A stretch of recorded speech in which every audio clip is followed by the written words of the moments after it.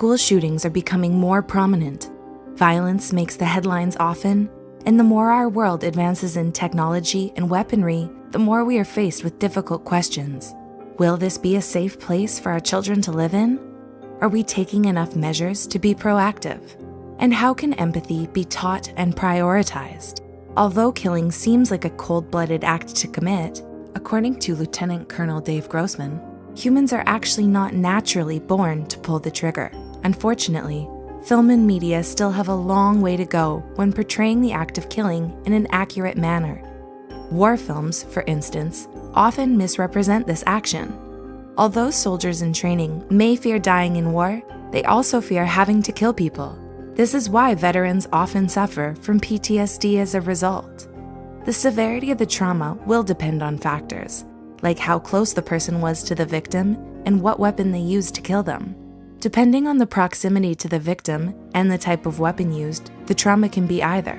The further away the victim is, the easier it is for the soldier to detach himself from the action he commits. Grossman also points out that the distance helps the soldier dehumanize the victim when they can't see their face clearly.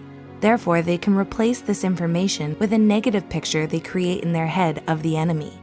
Advanced weapons nowadays make it easier for killing to occur with distance, which only makes it easier to promote unhealthy war culture. As humans, we have a responsibility to care for and understand one another. Unless people are diagnosed as psychopaths, it is impossible for them to be unaffected from the act of killing. So why is it that some people can impulsively commit a crime as frightening as murdering someone? It all comes down to self-control. As humans, we feel a wide array of emotions, including anger.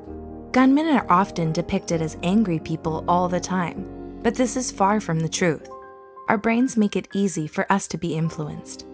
For instance, listening to speeches on pro-violence can make us more inclined to be more violent. But when directed towards propaganda that promotes empathy, we can experience the opposite and mirror this humanizing action instead. Unfortunately, it's hard to catch when someone may strike at any time once they've lost it. That's because a gunman typically takes action quickly, making it hard for people close by to process what's happening. Often, the violent crime itself is a desperate act of communicating their anger and frustration. So if one wants to catch them in time before anything fatal happens, it's important to reach out and check in on them. Never underestimate the power of a calm moment, no matter how brief. It might just be enough to save someone's sanity. Speaking of calm, have you been experiencing headaches from stress or insomnia? Or do you enjoy sound therapy? Check out and subscribe to Ting Ting ASMR's channel. It would mean a lot not only to her, but to us. Also, if you liked this video, be sure to give it a thumbs up. As always, thanks for watching.